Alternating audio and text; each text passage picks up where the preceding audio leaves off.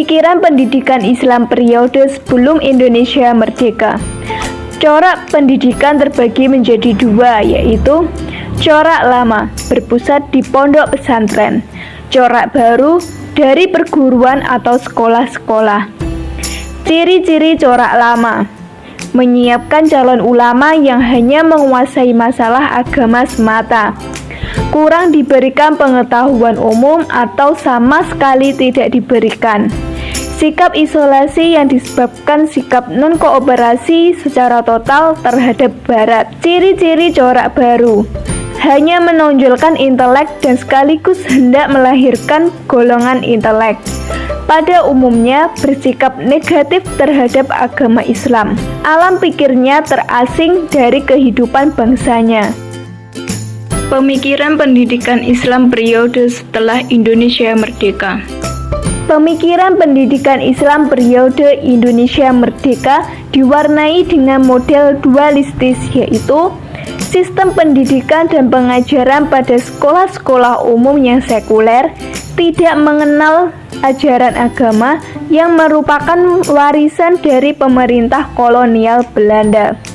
Sistem pendidikan dan pengajaran Islam yang tumbuh dan berkembang di kalangan masyarakat Islam, baik yang bercorak isolatif tradisional tidak mau menerima budaya Barat, maupun yang bercorak sintesis, gabungan antara corak lama dan corak baru dengan berbagai variasi pola pendidikannya.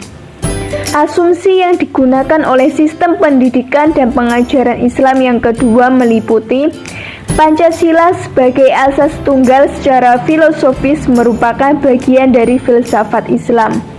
Sistem pendidikan Islam Indonesia tidak menghadapi dominasi sistem pendidikan nasional. Dalam keadaan stabil, baik politik, hukum, keamanan, dan ekonomi sangat terbuka kesempatan bagi kelompok mayoritas untuk mengisinya. Semakin berkembangnya gerakan pembaharuan Islam yang pengaruhnya semakin terasa di kalangan masyarakat terpelajar. Selanjutnya, peta pemikiran pendidikan Islam. Yang pertama, Islam fundamentalis, yaitu gerakan atau paham yang bertumpu pada ajaran mendasar dalam Islam, terutama yang berkaitan dengan rukun Islam dan iman.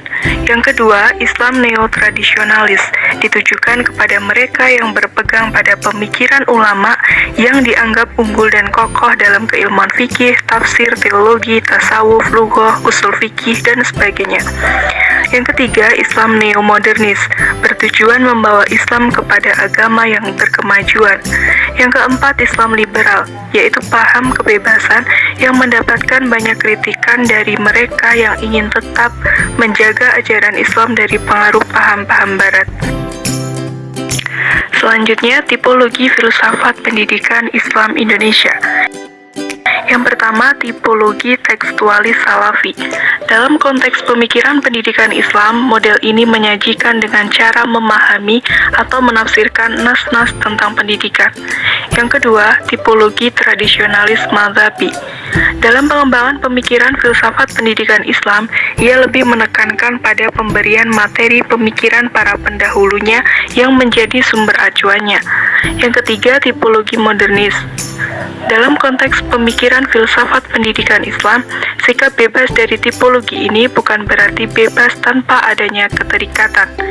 Yang keempat, tipologi neomodernis, berupaya memahami ajaran Al-Quran dan hadis dengan mengikutsertakan, mempertimbangkan hasanah intelektual muslim klasik, serta mencermati kesulitan-kesulitan dan kemudahan yang ditawarkan oleh dunia modern.